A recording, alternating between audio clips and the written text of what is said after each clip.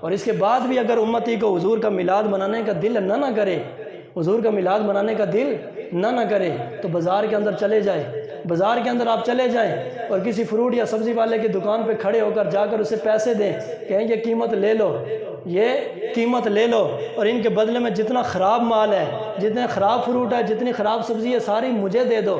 کوئی ایسا کرے گا؟ کوئی ایسا کرے گا؟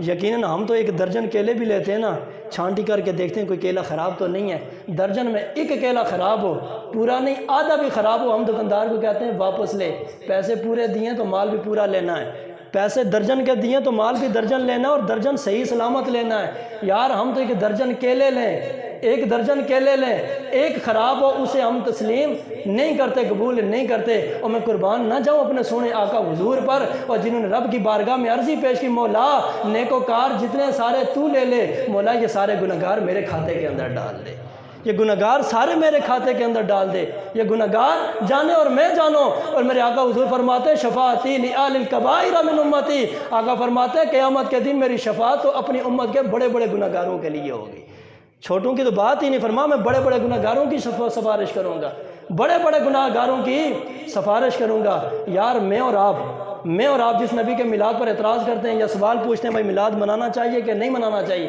میں اور آپ اپنے علاقے کے تھانے کے اندر چلے جائیں اور جا کر اگر تھانے دار کو کہیں کہ ہمارے کہنے پر ایک مجرم کو چھوڑ دو، ایک چور کو چھوڑ دو، ایک ڈاکو کو چھوڑ دو، ایک قاتل کو چھوڑ دو، میرے اور آپ کے کہنے پر کوئی تھانے دار کسی قاتل کو، کسی مجرم کو رہا نہیں کرے گا۔ یار ایک میں کیا پورا محلہ چلا جائے اور کہے تھانے دار صاحب ہم پورا محلہ آ گئے تیرے پاس، اس لیے اس مجرم کو چھوڑنا پڑے گا، قاتل کو چھوڑنا پڑے گا، مجھے بتاؤ وہ مجرم کو چھوڑ دے گا؟ وہ تھانے دار صاحب چھوڑ دیں گے؟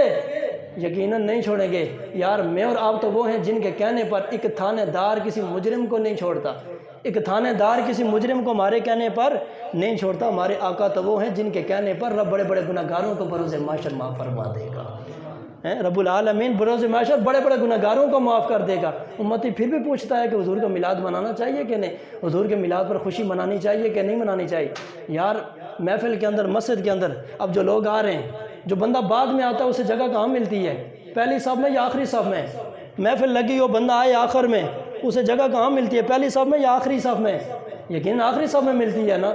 لیکن یہ میرے آقا حضور سرکار مدینہ کا فضل ہی تو ہے، کرم ہی تو ہے، یہ میرے آقا حضور ہی کا صدقہ ہے۔ جو امت آئی ساری امتوں کے آخر میں، جو امت آئی ساری امتوں کے آخر میں، لیکن قیامت کا دن ہوگا حضور کی امت سب سے پہلی صف کے اندر کھڑی ہوگی، سب سے پہلی صف کے اندر حضور کی امت کھڑی ہوگی، باقی نبیوں کی صفیں پیچھے لگیں گی۔ میرے آقا فرماتے 120 صفیں لگے گی بروز محشر، لیکن 120 صفوں میں پہلی جو 80 صفیں وہ میری امت کی لگی ہوں گی، ساری امتوں کی 40 صفیں اور میری امت کی 80 صفیں ہوں گی، اور ساری کی ساری آگے ہوں گی۔ یہ حضور کا صدقہ ہے۔ تو یہ سارے کرم ہمارے اوپر جتنے بھی ہو رہے ہیں، دنیا کے اندر ہو رہے ہیں اور قبر کے اندر ہوں گے، آخرت کے اندر جتنے بھی فضل اور کرم ہوں گے، جتنی بھی ہمیں عظمتیں ملیں گی، ڈائریکٹ نہیں ملیں گی، حضور کے صدقے سے ملیں گی۔ ہمارا کوئی کمال نہیں، ہماری کوئی خوبی نہیں ہے، یہ حضور کا صدقہ ہی۔ دنیا کے اندر بھی ہمارے اوپر کرم ہوگا اور آخرت کے اندر بھی ہمارے اوپر کرم ہوگا۔ اس لیے ہر